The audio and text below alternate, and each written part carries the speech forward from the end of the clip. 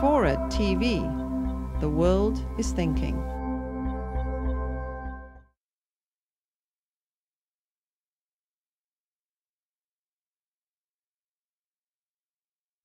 We want to kind of look at the challenges and opportunities for photographers working today, and particularly we want to examine the effects of both formal and informal regulations of public space, what effect that has on photographers, and try and also look at the impact of the so-called democratization of photography. What does that mean for privacy on the one hand and professional journalism on the other?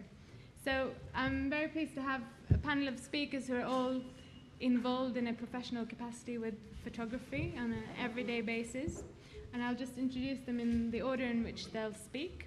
First off, we have David Hurn. David's one of Britain's leading reportage photographers.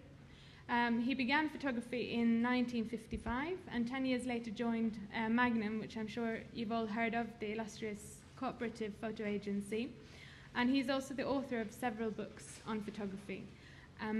Our second speaker will be Pauline Hadaway. Pauline is the director of Belfast Exposed, which is a gallery of contemporary photography in Belfast, obviously. It's also a photo archive and a community photography resource. And Pauline is also a freelance writer. Our third speaker will be Bob Kirwin. Bob started his career as a freelance photographer recording the London glitterati in the 1970s. He set up EPA, the first European news photo agency in the mid-80s, and soon after joined the Times, where he is currently associate picture editor, and the Times is, of course, the media partner for the Battle of Ideas Festival. Our final speaker will be David Cowlard. David's a freelance photographer specializing in urban landscapes and architectural reportage. He writes and teaches on urban and photographic issues and is currently working on a master's research project at Kingston University. So our speakers will give their kind of 7 to 9 minute introductions. We'll have a brief discussion on the panel, and then I'll bring you guys in the audience in to ask questions and make comments and contributions. So David, if you'd like to kick off. Okay, I've been a photographer for over 50 years. I'm what the French would call a reportage photographer, which means basically that I'm interested in keeping a visual diary, and that's what I've done since I've started.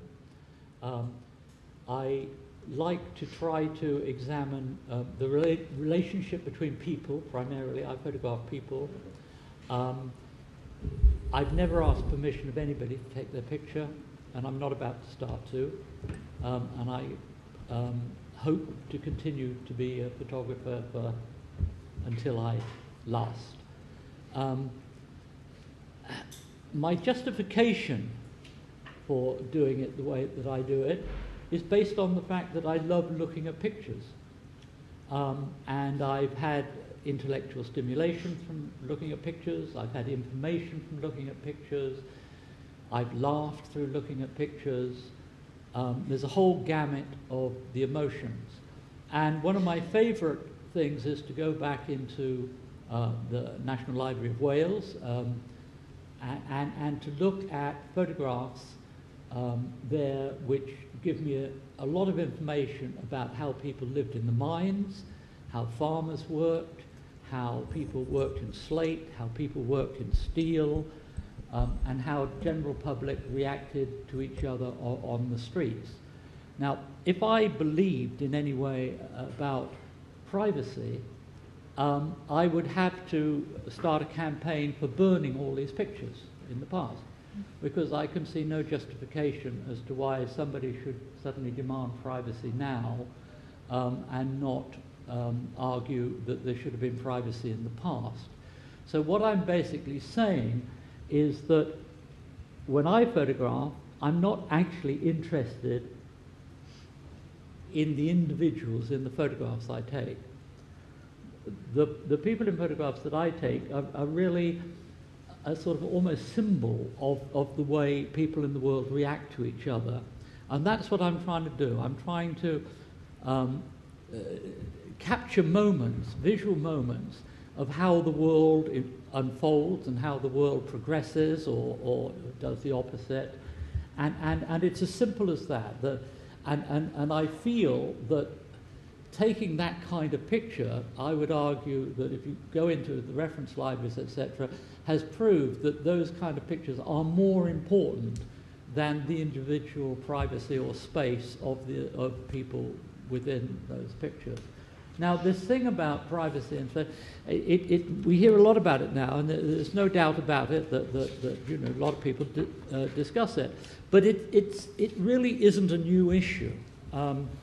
This is a wonderful book called Cyanides and Spirits. It's by Bill Jay, who I think is probably, for me, the best writer on photography that there's ever been. And I'd just like to read a few little tiny bits from this.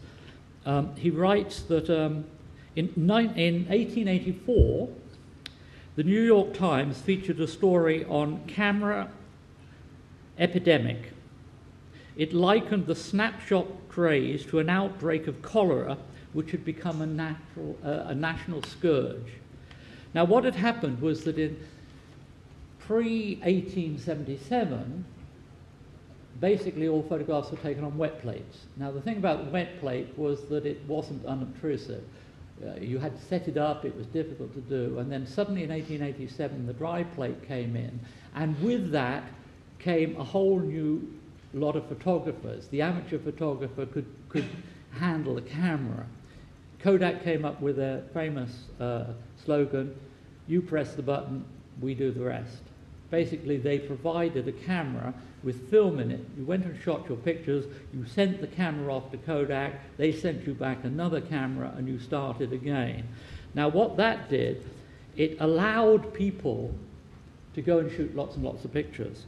And we have another quote here. In an article titled "The Camera Fiend," the Chicago Tribune, this again is in 1880-something, wrote that something must be done and will be done soon. A jury could not convict a man who violently destroyed the camera of an impudent photographer guilty of constructive assault on modest women. This is 1880-something. A law should be passed to protect citizens against insult and arrogance from snapshot photographers. We go on to find that perhaps it's only fair to point out that a high percentage of camera fiends were women. When Prince George of Greece was traveling to America in 1891, he was pursued by 150 ladies with cameras at all times. Now, this up here is a cartoon from Punch magazine in 1880-something. So you can see that the idea of the camera being invading privacy has been around for a long, long time. This is particularly pertinent with women because when the camera was, when the dry plate was invented in 1880, it happened to be at the time, by and large, of the emancipation of women. It was also the invention of the bicycle. And what happened at the same time was that women had cameras which gave them an excuse to get out from the home. The bicycle gave them the means to do it. Vogue magazine took this up and invented a whole new style of instead of having skirts, which you couldn't ride a bicycle with, you had bloomers, which was the first thing of women wearing trousers in a way. All this came about at the same time. I put another sort of little thing up to show you the same sort of thing. This is postcards. Now, postcards were produced in vast numbers about issues which were considered big issues at the time.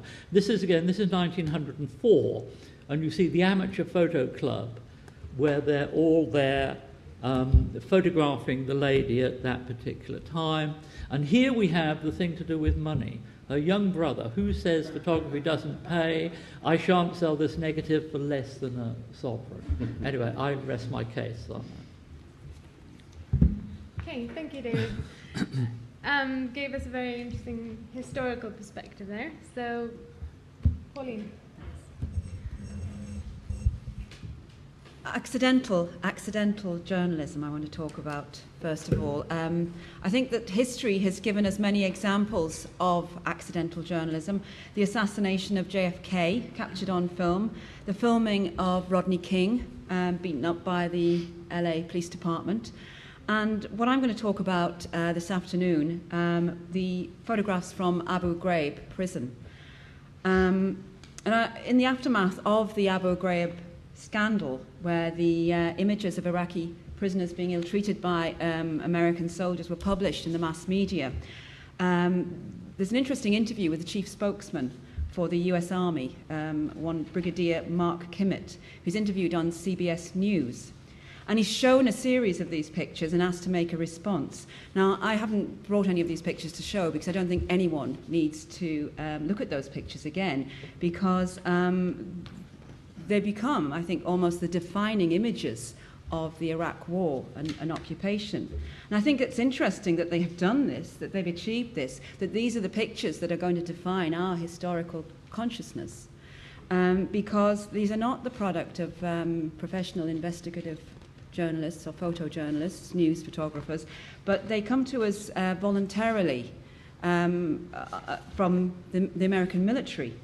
They are mainly captured on mobile phone cameras, and they show pictures of prisoners terrorized and beaten and degraded, mostly with the American soldiers in the frame with the prisoners. And I think that's also quite interesting.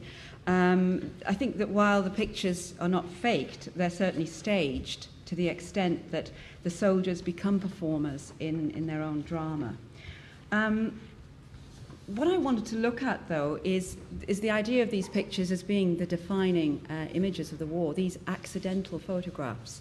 And if they are among the defining images of the war, then I think, like all decisive images, they tell us as much about the kind of society that we live in as about the particular horrors that they depict.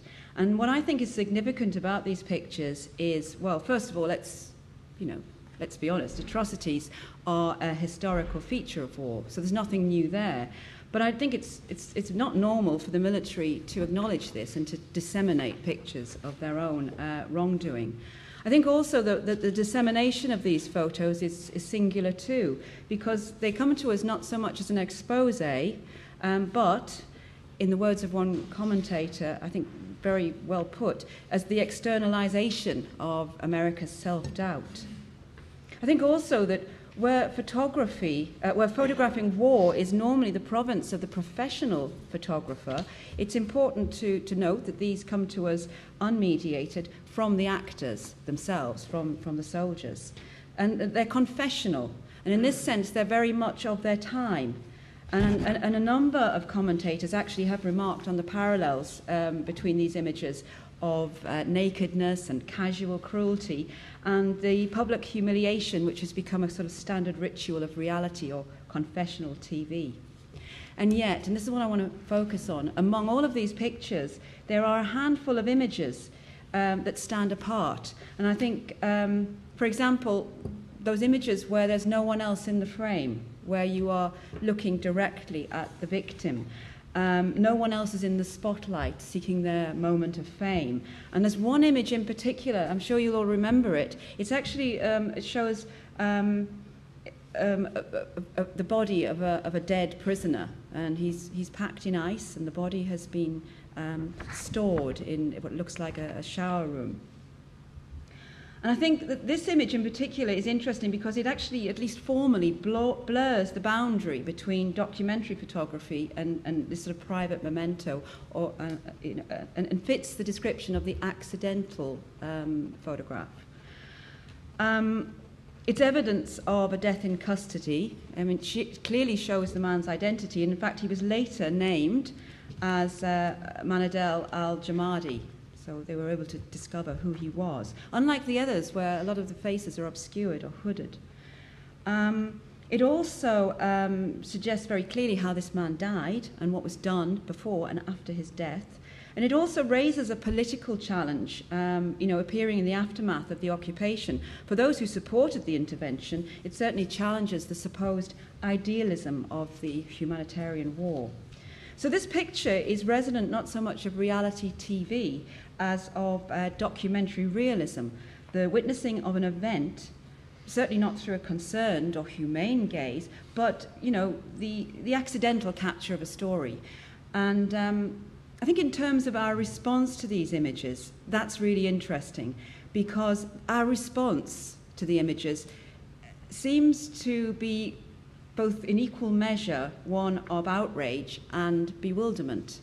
And this brings me back to Brigadier General Kimmitt, because in the interview he's asked to respond to the images, and he replies to the question, you know, what have you got to say about this image? He says, "It is reprehensible that anybody would take a picture of that situation."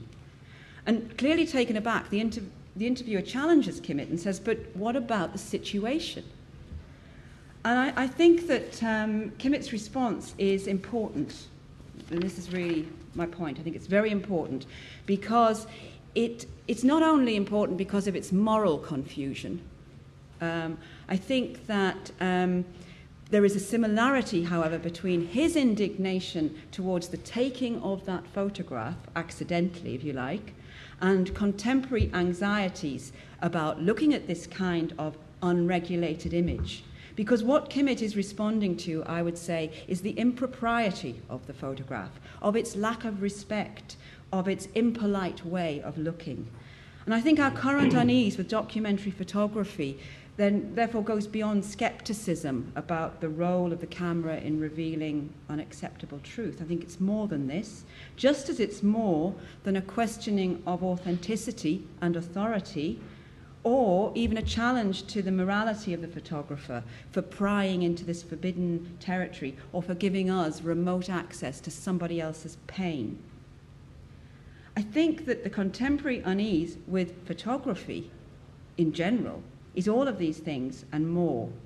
And I think we need to look beyond photographic practice to identify the source of our unease with photography. And I'll just finish on this. This observation. Photography is, I think, the practice of photography, and David, I think, explained this much better than I can. It is driven in equal measures by curiosity and inquiry. That's really what photography is about. And I think that we live in a society which is hostile to both. It is suspicious of intent, and it is skeptical of the truth. And I'd like to finish there and open that question up for discussion later on. Thanks, Pauline.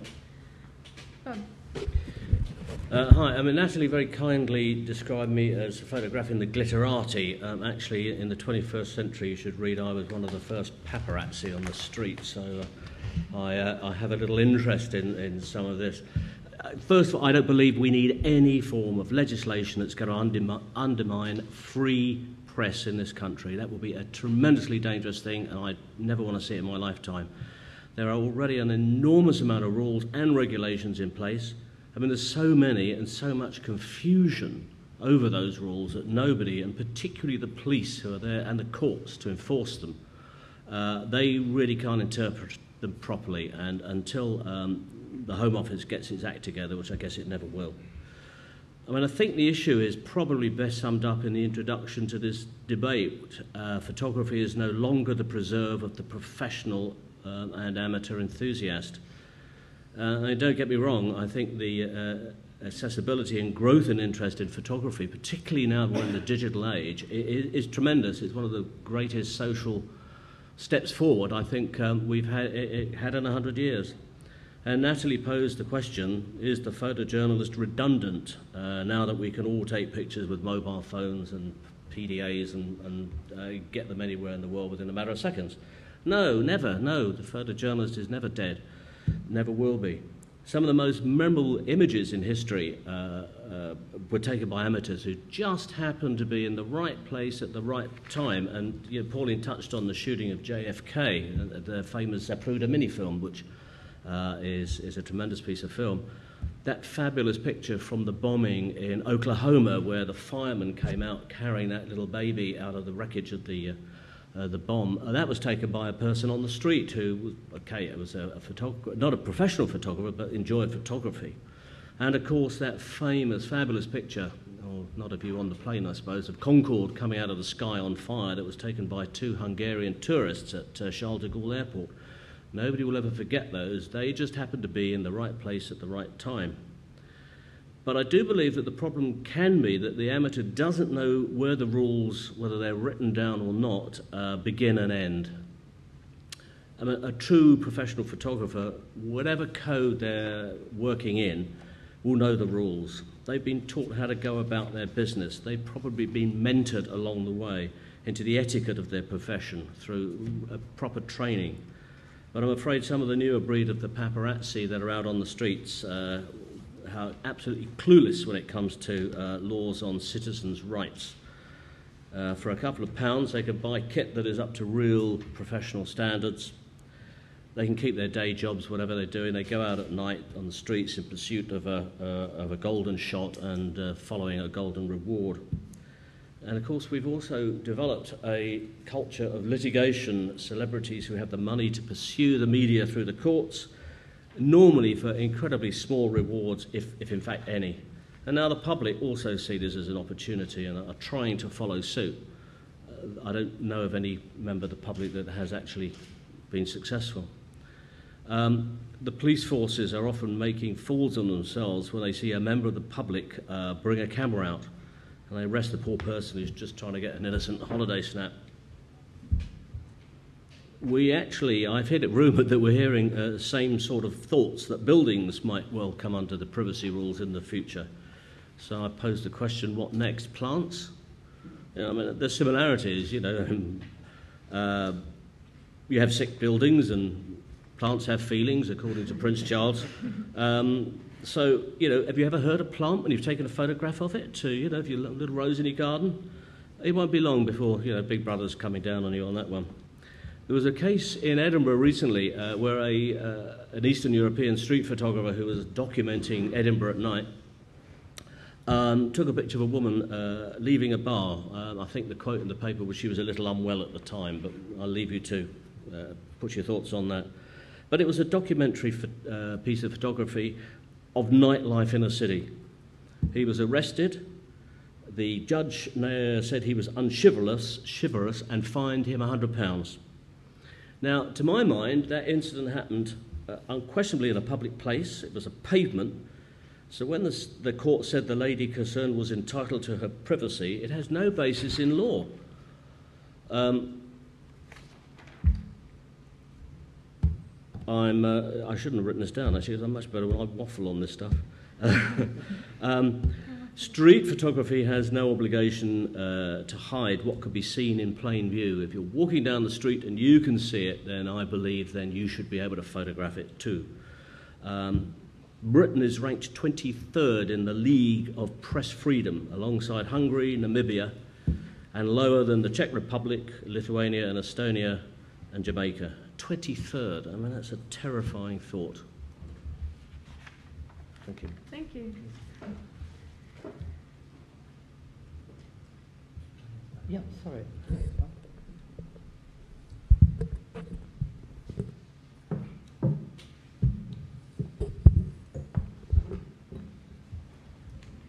I thought that given I was a photographer, I'd probably show some pictures, but nobody else did, so you're going to have to look at mine and nobody else's.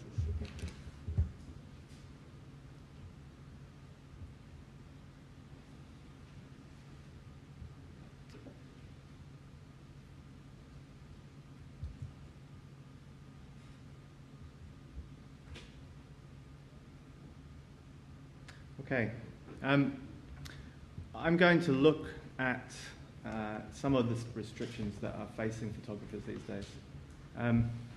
Hopefully, with a call at the end to try and sort of look at how we can start to pose this as a problem, because I think that it is a problem without overstating it. I think we live in very strange times, really, because you've got this situation where you've probably got more people taking and publishing photographs than ever before. That's undisputed. At the same time as more and more restrictions are being brought in, whether this be formal through the courts or informally through the actions of a public, if you want. And I think that the site Flickr is a great example where recently Stuart Butterfield, who set up Flickr, estimated that it now has 29 million subscribers. 29 million people are within this new community of photo sharing, and I think that kind of just gives you some senses of the contradictory nature that we have today, but also possibly some of the sort of the possible ways of being able to look at overcoming these things. Just to locate myself, really, I'm not a photographer that goes out and shoots celebrities. I'm not a photographer that is kind of working in the kind of the hard news situation. So there's kind of, you could say, how does all of this affect you? Because I work as an architectural photographer a lot of the time. My work is probably more influenced by documentary rather than strictly architectural pictures, and I think that there's a sense for me to always look at the question of habitation, of context, and of use. And I think that all of that means that I'm on the streets, so to speak, but also that there's a very real necessity of dealing with people. I think that David's pictures in particular show that whether you have the permission or not of somebody when you take their picture, you become in that sort of instant an actor, and there's a number of ways that they can react. They can visually resist having the picture taken. They can get out of the frame. They can thump you. And all of these things are part and parcel of what the nature of being in public is all about. It's that kind of slightly contradictory, slightly conflictual nature that is often and most usually resolved by people getting on and giving their implicit consent, I would say, as much as anything else.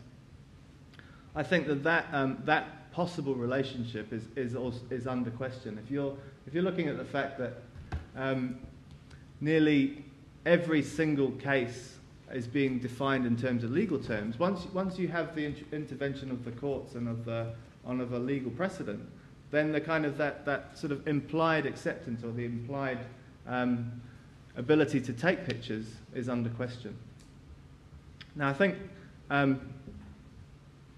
Bob was right to say that in Britain it remains the case that there are no laws that say that you can't take pictures of people in public, and that remains the case. But I think that there is a number of kind of caveats at that. I think there's a level of there's a number of different issues whereby if the state or national security is involved, then possibly you may get curtailed.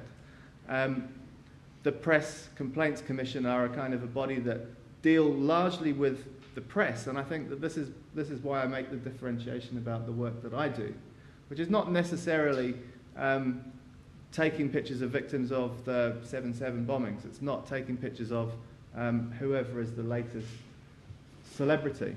But I think that nevertheless, the impact on privacy is actually starting to happen. Now, if you look at the way it's working through in Britain, I think the two big issues are the question, well, it's basically the European Court of Human Rights is determining how things are perceived. There's Article 8, the right to privacy, and Article 10, the right to freedom of expression. And I think that balance between the two is the one that is most conflictual. And unfortunately, the moves and the precedents that are being set legally mean that the balance is shifting much more towards the question of privacy in the defence of Article 8. We've seen a lot of high-profile cases, and you'll know these, I'm sure. Michael Douglas and Catherine Zeta-Jones versus Hello, favoured in favour of Zeta-Jones and Douglas. Naomi Campbell went in favour of her. If you only look in the last week, or in the last couple of days even, you've got Sienna Miller taking Big Pictures, which is a London-based paparazzi agency, into court on harassment. I think this is an interesting issue, that you look at laws that aren't even pertaining to photography are used to curtail the ability of a photographer to do their work. At the beginning of this year, a photographer that was photographing some protests at the Radley Lakes near Oxfordshire. There's a power company that were sort of going in and digging up these places. Was effectively granted an injunction, or an injunction was granted against him under harassment. And I think it's 1997 harassment law was basically designed to deal with stalkers. So you can see that there's a whole raft of measures that can be used against photographers. That's the starting point. But at the level of ideas, things are kind of being pulled away, and I think it's very, very important that the implications that come out of it. The most recent, well, not the most recent, but probably the most sinister of all of these, and you know, I don't want to be, it's all doom and gloom, but there is a very real trend. If you look at the case of Princess Caroline of Monaco, the case is known in legal terms as von Hanover versus Germany. Quite dramatic. But von Hanover is her husband. This is a culmination of 10 years of Princess Caroline trying to get these pictures removed from public use, effectively, or publication. The European Court has found in favour, and I think that what it actually means, what the implications are, is that there's two things that come up. First of all is the expectation of privacy one can have in a public space. The next thing is really that kind of, it problematizes at a legal level daily life, the banal, the everyday. And I think that in some ways the pictures that I deal with are of everyday life, and in many ways David as well. They're unexceptional events, except they show humanity in all of its kind of glorification, really. You know, it's often those small moments, not the major headline news, that determines how we have a collective vision of ourselves in terms of the photographic record that is put down by photographers. And I think that's what is at stake here. And it's kind of, you know, that's not to overstress the point. I think the fact that you're looking at the questions are that incidental inclusion of people in pictures is now problematized at a legal level. And I think that I kind of set myself a fairly thankless task of reading through some legal papers in the build-up to this, just to see what is being discussed around this. And it was pretty much every single essay that I waded through had this kind of idea that it was actually not a bad thing. It was a good thing. The fact that privacy is upheld in a big way. And I think that at every single level we've seen celebrities push this point. But I think there's a point where there has to be a resistance that comes from the woman in Glasgow and her friends not assuming that they have that sort of ability to chase things through the courts. There has to be a point where people just say, look, take my picture. If I'm in an embarrassing situation, so what? You know, I'll deal with it. It's just a picture. But I think, and I completely agree with David, that there's that kind of, those pictures, historically, are the ones that define our vision of ourselves. And that's what we're really kind of, we're kind of losing, I think. So I think that no matter how much, just died. Censored. Yeah. No. The board says you can't see the pictures from now on. No matter how much it seems extreme to be able to defend the right of freedom of expression against all odds, I think it's kind of now more than ever necessary to do, precisely because such a precedent has been made at the level of legality. There's a need to be able to start to turn those things around, and it's not that photographers are going to stop doing what they do. That's not an issue.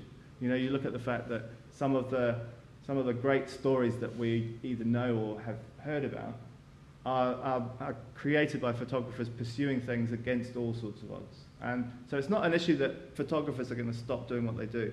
And I don't think that I think there's a bigger question of publication. Pretty much everybody that takes a picture publishes, whether that just be showing it to your friend in an email, that's publication, right? So I think that there's a kind of, we've got to the point where people are following the celebrity lead and claiming their right to their image, which, quite frankly, we should just have nothing to do with.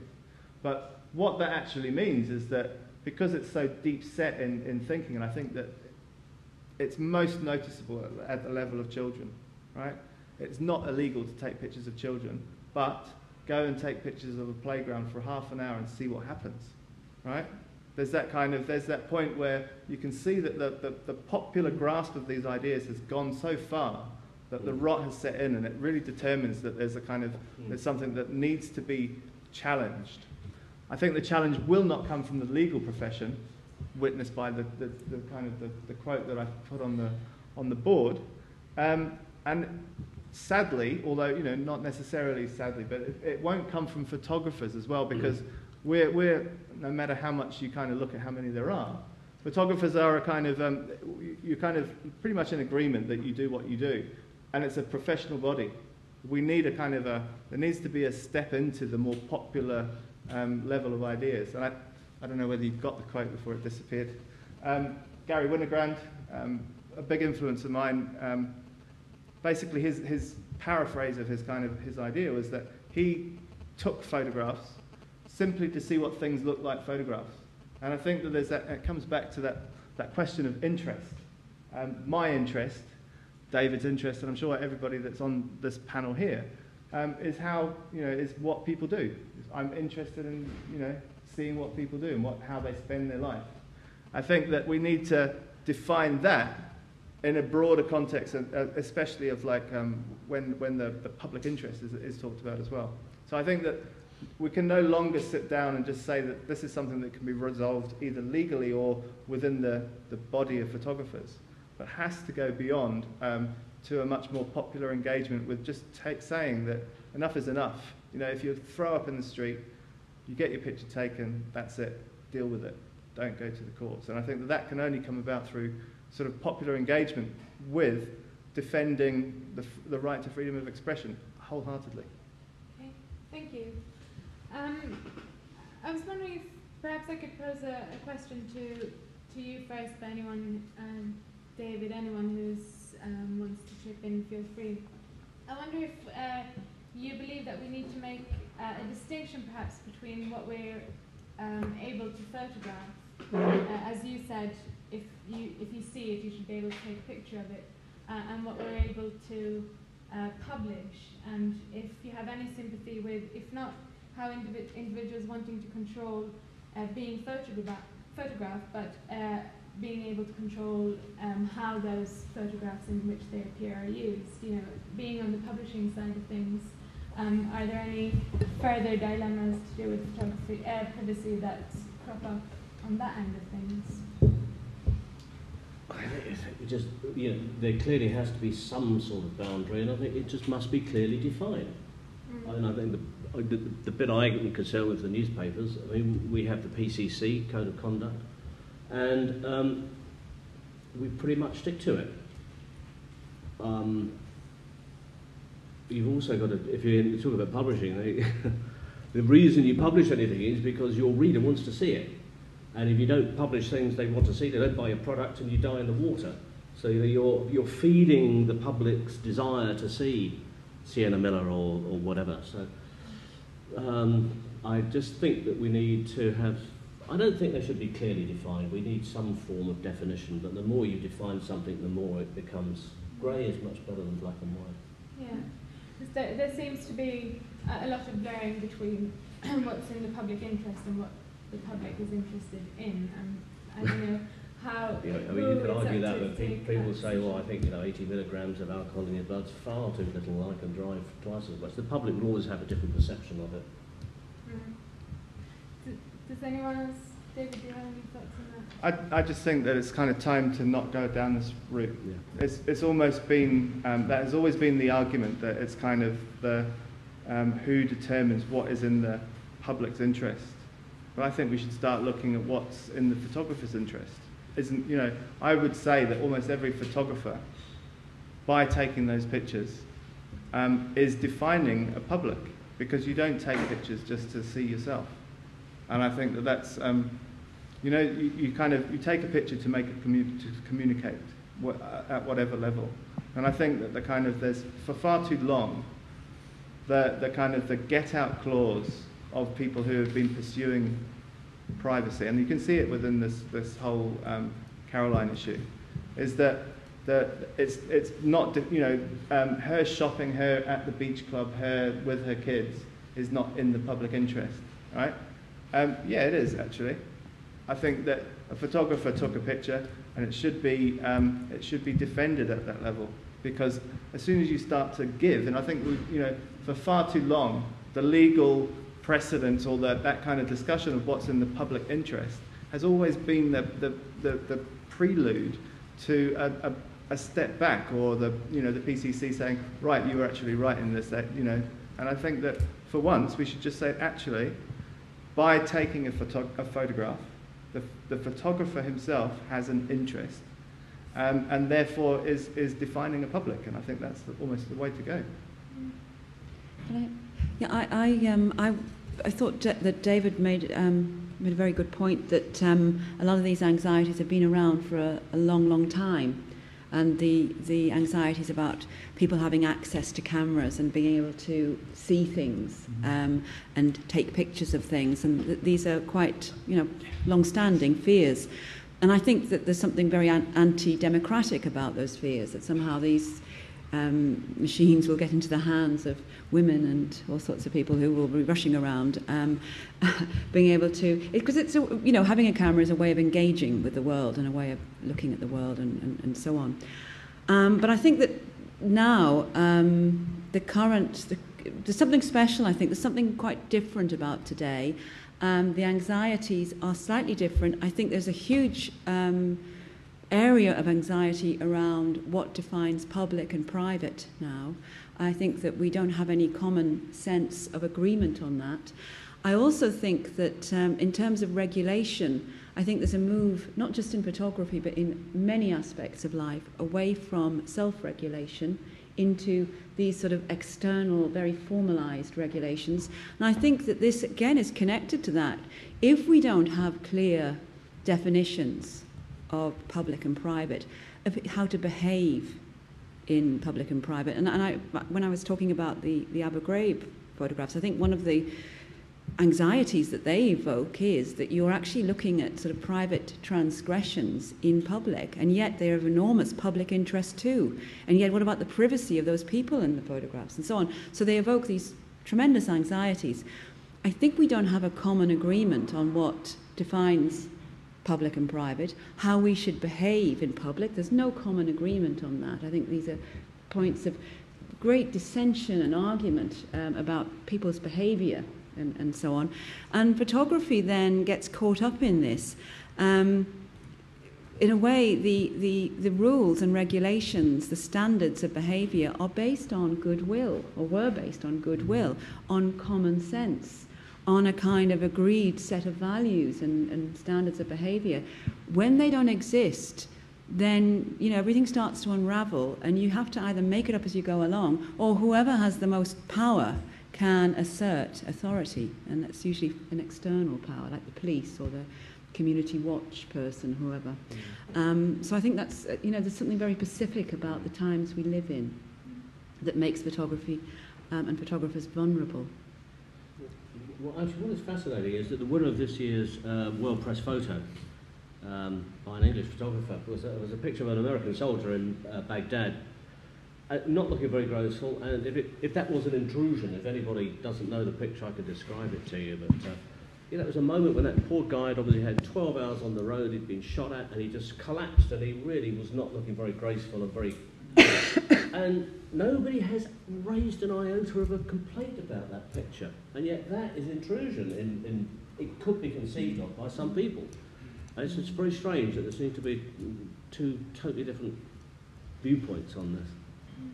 It could also over-romanticise the forces there then. I wondered, David, considering your kind of long career in photography, considering the issues that we're discussing, have you noticed any change in your freedom to practice photography at all? Is it anything that's impacted on your work and your ability to do what you want? Not very much, to be honest. Nobody's ever threatened to hit me. And I guess that would be the first sign that something was going wrong. I'd get hit after they've seen the pictures. Yeah. I can only talk about my own experiences. I was brought up in a Welsh chapel upbringing, you know, and I was taught you should conduct your life with common decency, good manners, and don't tell lies. And that's what I try to do. You know, I feel I have a job to do. It happens to be a job which I think is the lowest paid but the most blissfully enjoyable job you could possibly have. I mean, I've lived a staggeringly pleasant life. I've gone wherever I want in the world and to, in most cases, met whoever I wanted to meet. I could never have done that. I have no qualifications educationally. And so it's been wonderful for me. I hope I haven't offended people. If I have, I probably wouldn't care because I felt reasonable about what I did, you know. And that's all I can do. As long as I feel reasonable, I don't really care what other people feel, to be honest. I want to work within the law as it is. If it changes, I'll work within the law as it changes. I did write down, within Magnum, we have the best lawyer of this type in the world on our board advising us, you know, and I talked to him, and he said the law of privacy might seem in a state of confusion, but in one respect it is completely clear. There is absolutely nothing to prevent one person taking a photograph of another on the street. That's the law. The important proviso is that you must not harass and you must not be libelous. Now, the problem with harassment is that, as you rightly said, it's a bit vague in the law. Libel isn't. If I take a picture and somebody feels it's libelous, they can sue me for libel. It's as simple as that, and I wouldn't mind them doing that. It happens that nobody photographically has ever won a case in that case. The latest case there's been, which was about 4 weeks ago, the judge said, this, i.e. the mere taking of a photograph in a public street, is perfectly acceptable. Many similar cases do simply not involve intrusion sufficiently serious to amount to a breach of the fundamental rights and freedoms of that person. The case was dismissed. And that's basically what is happening. As long as, you know, it goes on, as long as the law doesn't change, I will just continue doing what I do. Can I just say something? Yeah. I broadly agree with that, but I think that there is a point where privacy is being redefined, and that the limits of what is acceptable is now the fact that everybody thinks like an OK reader, I think, is a big problem. And the fact that you're looking at people here, or people in most Western countries, I would say, have that idea that they should have some say in their image, and it's well defined in French law. It was pursued by Brigitte Bardot, and has kind of the legal parameters have kind of been tightened ever since in France. And I think that we're getting to that stage where both the public are kind of demanding their say, but also that I think a lot of the lawyers are changing their opinions. You're lucky to have be tapped into some of the best. But take this guy, the student in Scotland who took a picture of somebody who was drunk and throwing up, and he basically got fined for that. I don't think he should have done. And I think the problem rests probably with the fact that he got incredibly bad advice. He either got bad advice or he got somebody who was a lawyer who thought that he had no right to take that picture. And I think that there's a couple of different situations that have happened. There was another guy maybe a couple of months ago, and I'm not, obviously it's a minefield area.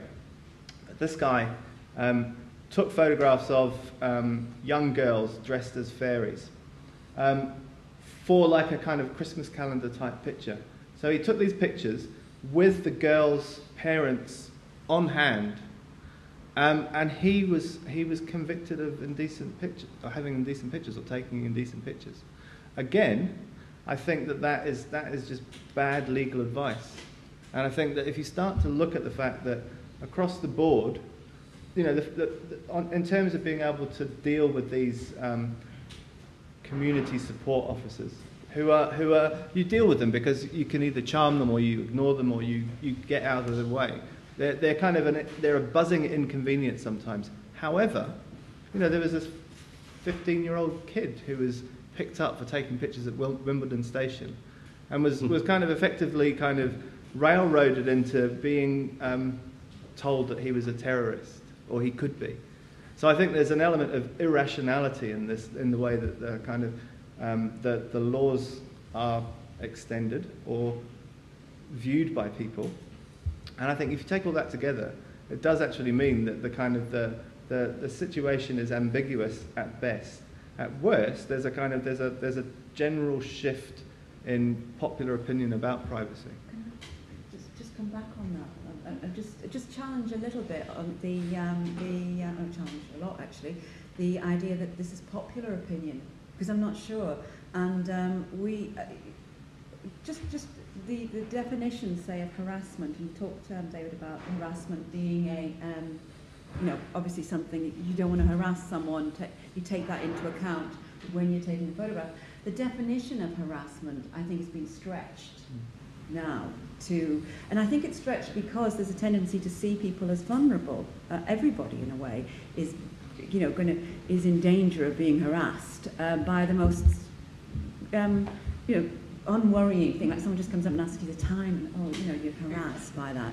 So I think that there are lots of things that are quite normal engagements in the world which are, being classified in this way. I think also that the indecency, definitions of indecency, again, stretched, to cover all. Picture of a child. Oh, that's a bit indecent. And we work in, we teach photography, and we've resisted it, of course. But, I've come across these codes of practice and codes of behaviour which tell photographers and children photographing, learning about photography, very clearly what they can and can't photograph of their own bodies and so on, and other children's bodies. And so, again, this kind of, definitions of indecency have changed. My point is, though, I don't think actually it is a popular thing in a way. I think that a lot of this is coming, I think a lot of people are quite robust. A lot of the public out there don't actually get too hung up on their photograph being taken. We published work by a photographer who photographed teenage, very pubescent girls and boys at the moment of their transition into adulthood. Michelle Sank, it's called Becoming, and she's photographed all over the UK and in Belfast as well. It was very well received. People thought it was a beautiful show, and it's a beautiful publication. There are certain people, however, who have suspicions about it, and I think that what's happening is that these people are getting, their voice is being heard over and above what a lot of the general public actually don't have these anxieties, and I think it's a shame that the public, in other words, are being sort of pulled into this, characterised as somehow vulnerable, and the actual robust quality of being a member of the public, that you are actually able to engage quite happily in public life, is being diminished. And I think that you have to challenge the role of expert opinion, which tells us to the contrary. Mm-hmm. Okay, I want to bring in the audience, so there are some questions already, I think. Yeah, you can stand in the back. I just wanted to... for your recordings. I just wanted to convey an experience that I had taking photographs on the street, and maybe just get your response. I was on Fleet Street towards St. Paul's, and I was taking photographs of buildings, architecture. And Fleet Street is very busy, lots of people are on and so on. And I'd been moving down Fleet Street taking buildings, and was approached by two bobbies on the beach who came up to me and wanted to know what am I photographing. So I explained, well, I'm taking photographs of buildings.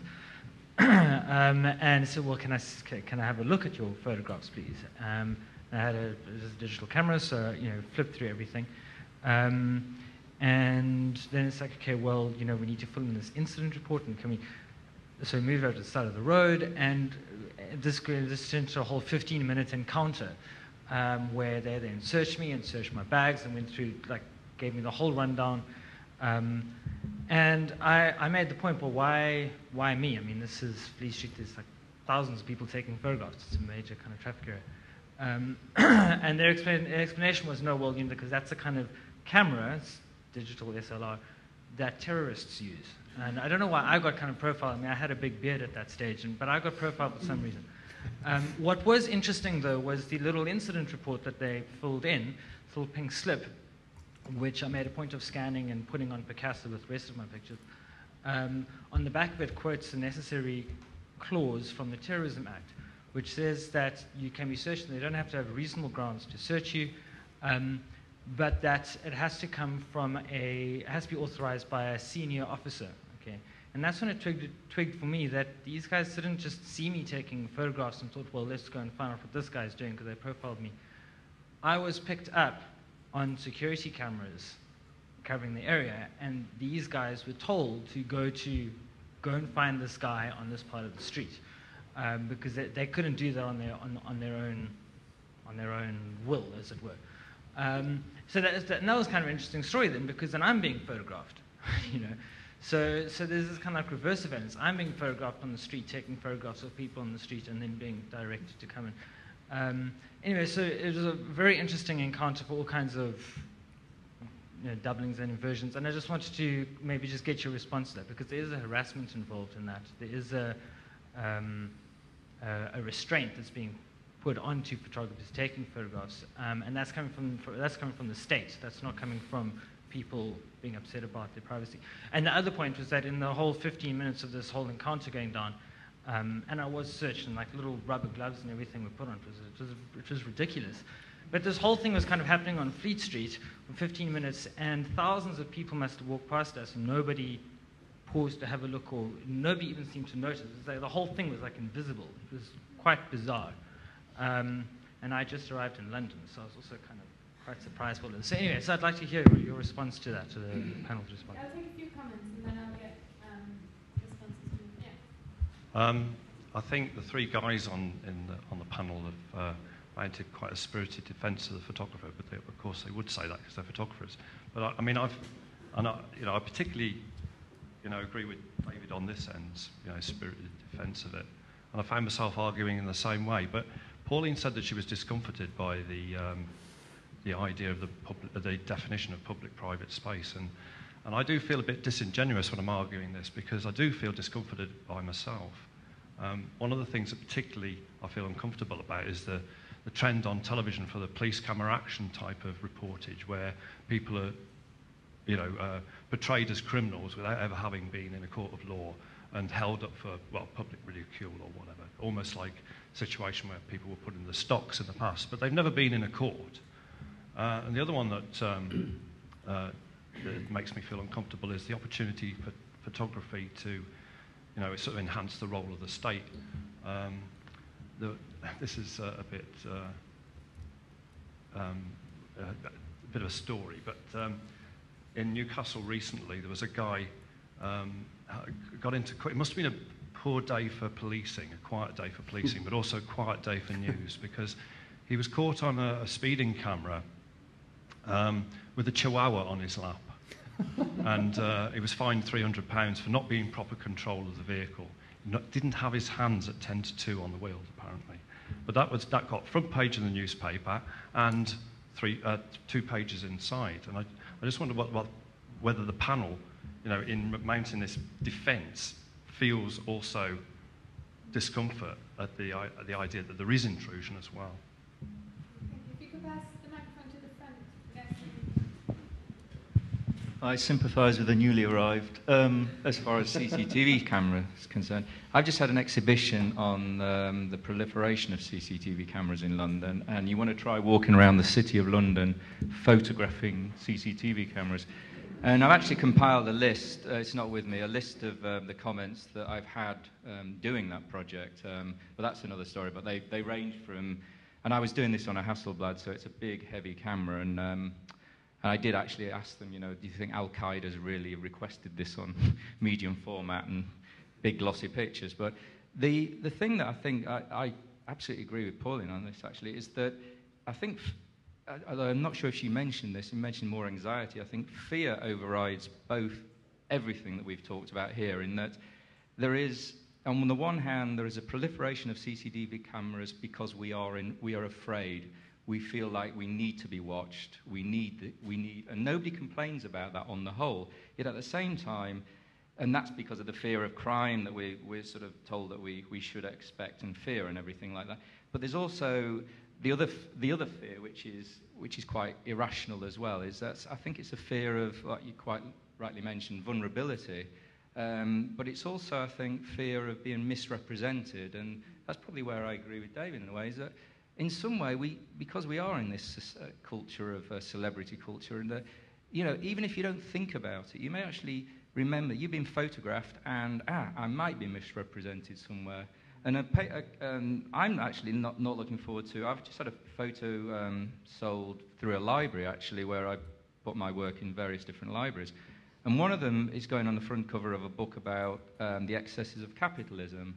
And I was doing photography about a different thing in a bar, photographing businessmen getting drunk. It was actually about the bar, not about businessmen or anything like that. And it's a perfectly commissioned job. I had the permission of the bar. Now, what if those two people are not businessmen? And what if they're social workers or something like that, and they're actually now being put on the front of a book about the excesses and greed of capitalism? I'd like to ask the panel, who's responsible for that? Where does the line stop there, and who is responsible for what happens next? Thanks. Just take one more comment, and then I'll let you come back, and I'll come back to the audience again. So Cheers. I just wanted to sort of add on to the point that you were making about fear. Because one thing I think that's come to me through this discussion a bit more is also issues about trust and people trusting those photographs and what they'll be done with. And this summer I spent some time teaching photography to Iraqi refugees who are living in Syria. And the photographs they could take, there was so much self-censorship, partly through fear of not wanting to be photographed because of the sort of violence they were fleeing and the repercussions it might have from them being associated with that, from them being captured, from them being located. But really what it was that they didn't trust other people within their community, even though they'd fled the same things.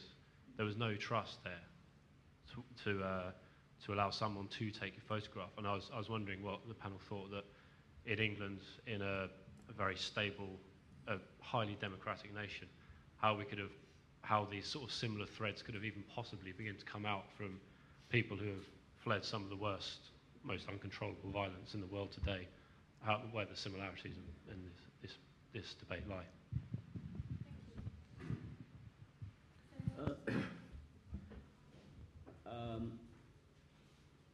Without in the slightest suggesting that you have got any connections with terrorism whatsoever, it's quite a common occurrence for that to happen.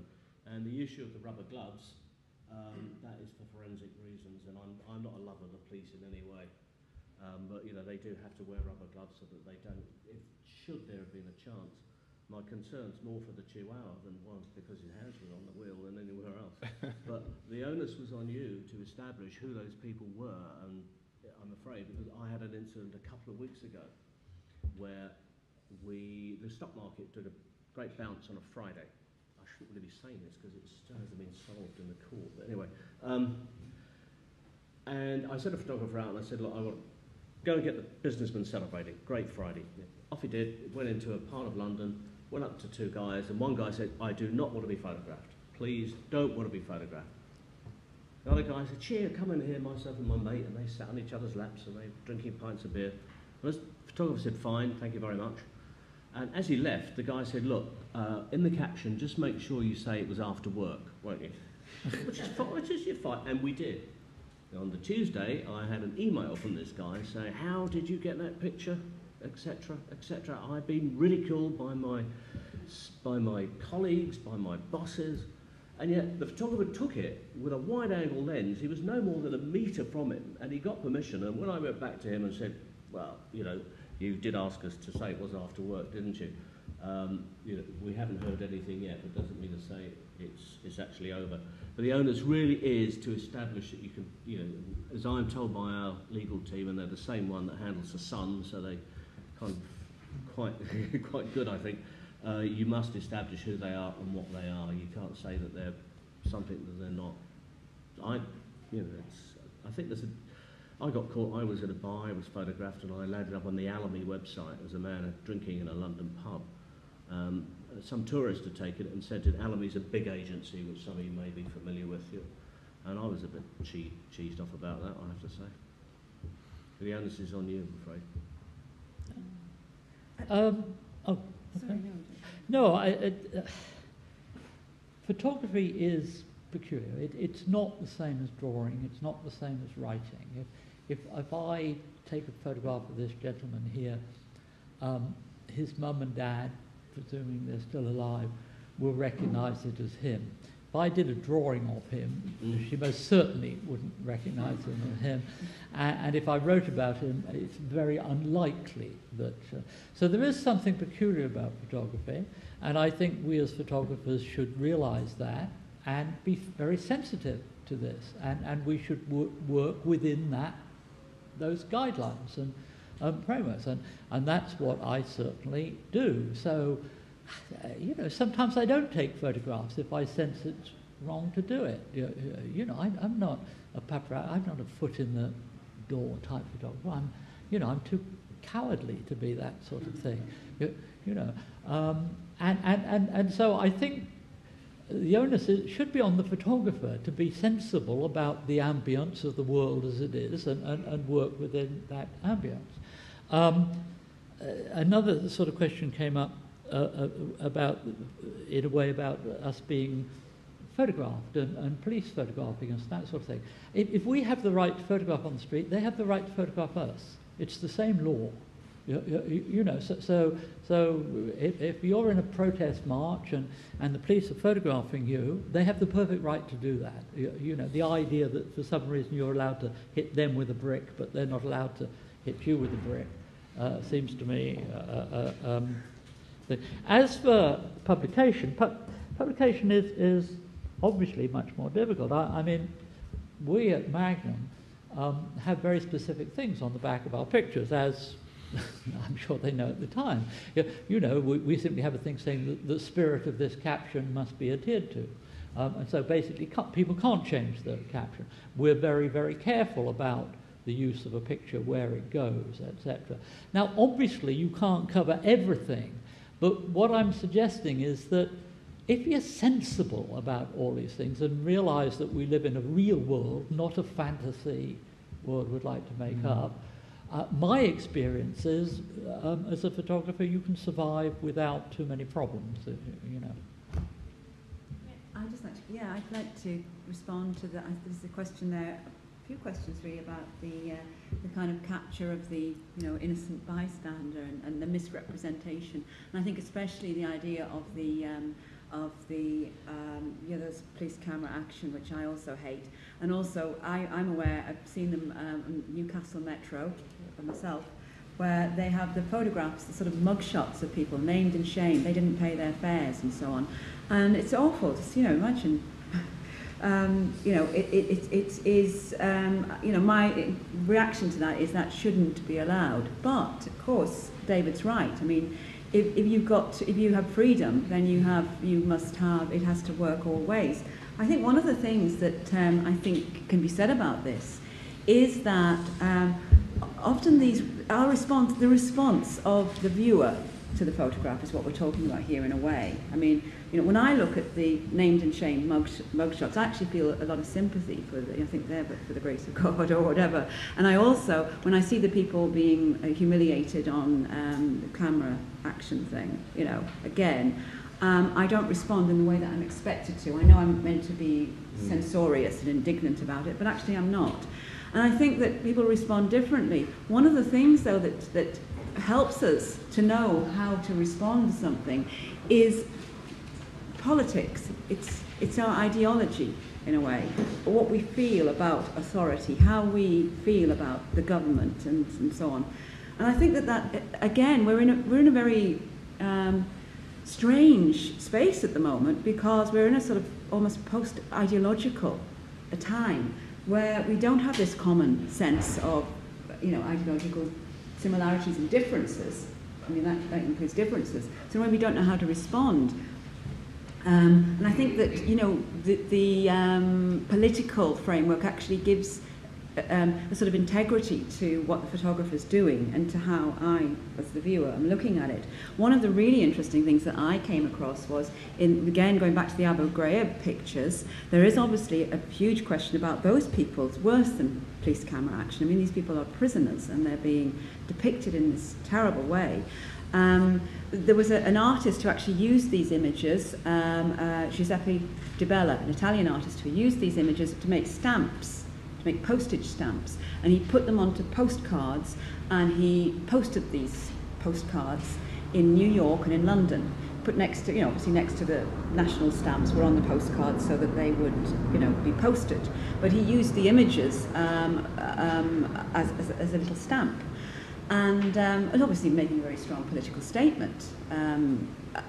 These images were, first of all, some of these postcards were impounded on the grounds of public decency, including infringement of privacy of the people in the pictures by the authorities.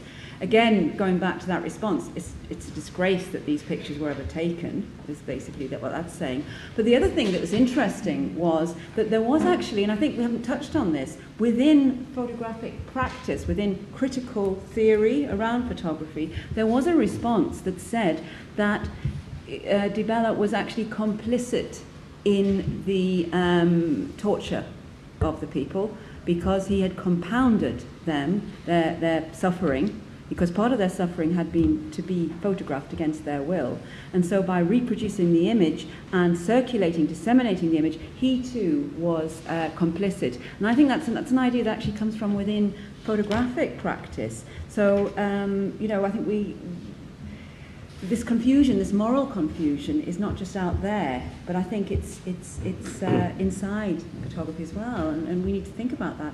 That's a very confused response, I think. Okay, we're sort of running out of time, so I'll bring in the audience one more time, and then Dave, I'll get you to respond first to okay. everything. In the back, please. Well, David was saying that it's a peculiar business. It's also a very risky business, and I think all of you on the panel have brought this out in the debate. I found myself in '82 in the outbreak of the Brixton riots, before mobile phones and cameras were on the streets and CCTV was very sparse. And as I found later, I was the only person with a camera in that situation. And I spent the following 3 days in the streets shooting and being taken by the events of this surprising violence that ensued. And what happens in these situations is that the subject and the photographer are in a relationship which is creating mutual defensiveness and mutual concern. And I just evaded a situation where a youth charged at me with the intent of not just kicking the camera, but me out of the field, and was saved by a huge Rastafarian who just took me by the shoulder and turned me away and So I just avoided that blow. And in a situation like that, where David, you said it's the situation you want to record. It's an event that you realize is an important event. You're not fully in an editing position. You're actually in a position where you simply go with the lens and you follow what's in front of you and you direct as good as you can. But you are in no position to be in control of the situation. In that situation, you can certainly not control the privacy of the subject that's in front of you. And whilst you're in the midst of that, you actually become as much part of the scene as the subject itself. So that two merge, and that's the point I wanted to bring out, the relationship between the two. Just one final point, then, keep it brief, please. I like what you're saying about, you know, I mean, the problems with photography, like having a political dimension. It seems like politics has lost its grander visions. It's like all turned inwards instead of as like what we want out of life. It's like, well, we shouldn't be wanting that out of life. I don't know whether that answers any question you might have put to it. I mean, like, I think David Hurn mentioned about there's no actual law saying that you cannot take photos on the streets. But having read some of like the newspapers and just the way regulation is creeping into more aspects of us lives, it's like I've started self-censoring myself. You feel like you're being weird taking photos when there's kids in the pictures because how other people interpret it and stuff like that. Just a last question, and maybe it's not even on what this is about. But do you ever feel like, I mean, to me, some of the best pictures I could have taken, I've never had a camera with me. I'll leave it at that. Okay, well, just some final thoughts, really, from the panel. Is that it? So, just respond to questions and sum okay. up your... All right. I think probably the thing I'll end on is this whole the robustness of the public, which yeah, I agree. I think that there is an element where most people, even if they are photographed in a kind of not their best, then most people will deal with that. And I think that that's the great thing, that the whole history of street photography is based on that premise of, you know, dealing with people as fellow human beings. And I think that probably out of that, you have to look at the fact that it comes back to my very first point. If we've got, what was the number? 29 million people on Flickr. That's a good number of people to be able to start to be more robust. And I think that in terms of why I'm sort of doing this thing about the question of the right to freedom of expression versus the question of privacy, I think that in the situation where you have to argue it through at the level of legal precedent, you can't really have rights in packages. You know, it's either for or against, and to be black and white at that level, I think you have to be.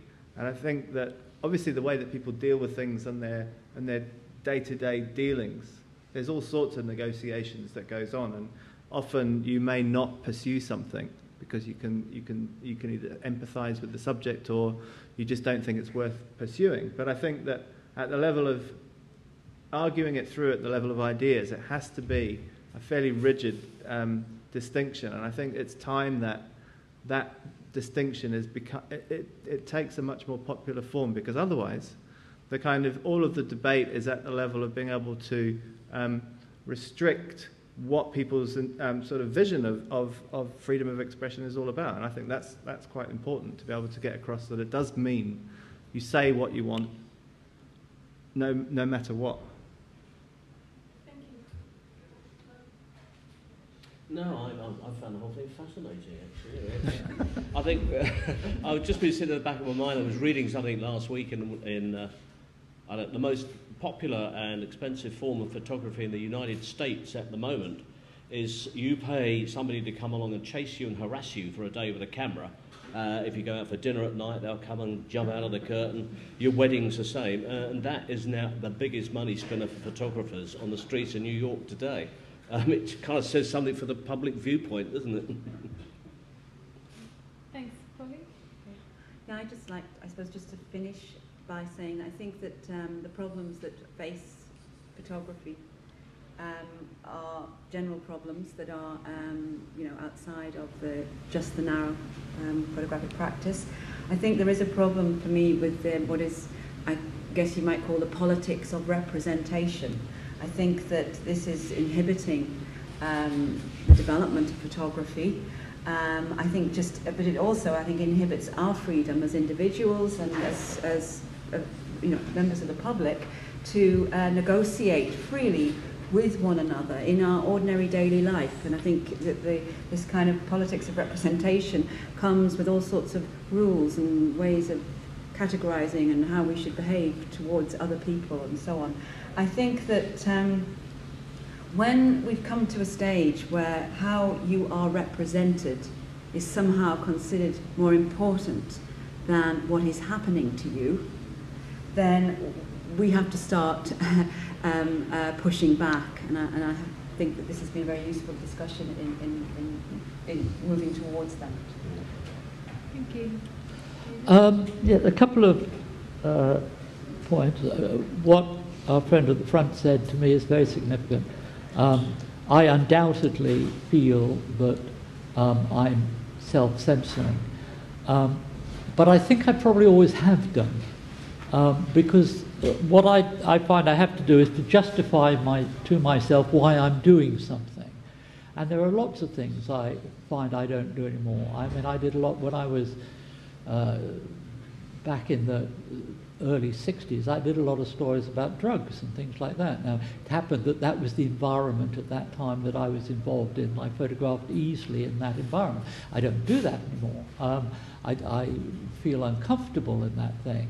And so I'm not quite sure with the thing about children whether I'm actually afraid to photograph the children or whether I'm just simply saying that's not my particular interest anymore.